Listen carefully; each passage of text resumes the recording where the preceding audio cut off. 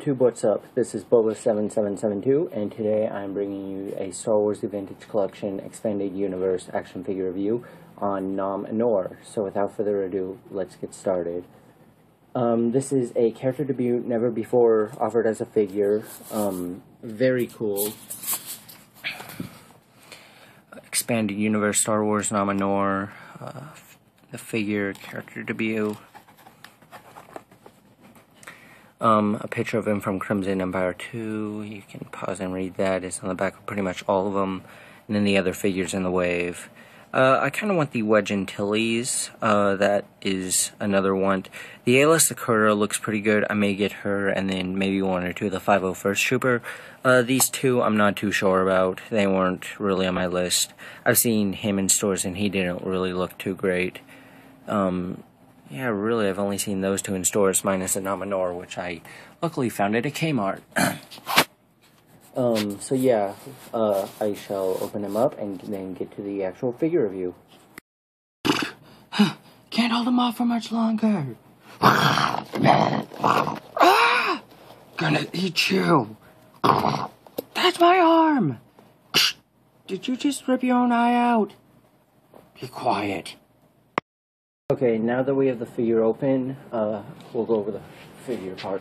So the accessories he comes with is pretty much like this cape cloak thing. I don't know how to describe the color. It's pretty accurate. It's kind of like a brownish throw-up color. There's this thing that looks stretchy, but it's not. It goes around his neck to kind of secure it in place. So I didn't really like this on the figure, so I just took it off. The figure itself looks really nice. He comes with this staff that splits into two pieces. So it's pretty much like this. It came in the box kind of separated, so you have to put it together, which really isn't too difficult. You just have to snap it on. So that's pretty cool. You can take his head off, which is how you get the cloak thing off, and then once you do that, you will take this back part off, and then you can take this off, which looks pretty cool. It's pretty much removing his armor. I heard rumors that you can take more of his armor off, but I'm not exactly sure on that. So I'll put this back on and we'll go over articulation. Obviously, you can see that he already has a ball-jointed head. I will demonstrate how that works with the armor once I get this back on.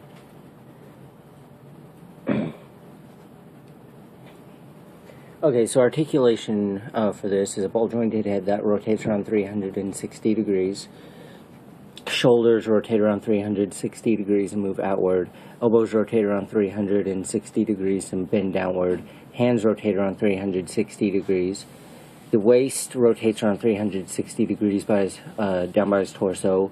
His thighs will bend forward and backwards. His knees bend backwards and rotate around 360 degrees. And his feet are ball jointed, which will rotate around 360 degrees. So overall, it's a really nice figure. I'll show you the detail on him.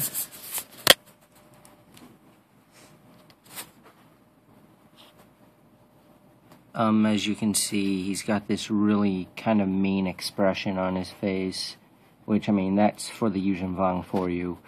Some history, these people are pretty much masochists. He ripped out his own eye for fun and also as tribute to the gods. This doesn't look like it's on right. But yeah, these people are violent by nature. They wiped out over 365 trillion people in the galaxy in the Vong Wars.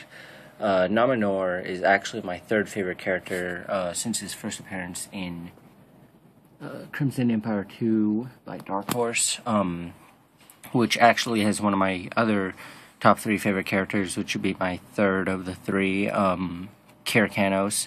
And both of them are obviously behind Revan. But now that I have a figure of all three of my favorite characters, I am extremely happy. It's a really nice figure. They got his armor really good. It's supposed to be kind of the same armor as Carth has, So that if you see some similarities, that's probably why.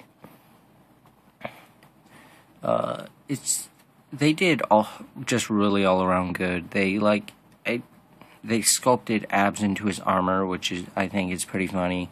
They have all these like spike things coming out of his armor, which maybe pierced into his body as well. It looks like it hurts, but they did good. I really like the sculpting job that they did here. There's this cool blue tattoo on his head, which I think is pretty neat too. Hasbro did a good job on the detailing on this figure. They're still going high with the vintage figures, but for the other two waves, they're going downhill.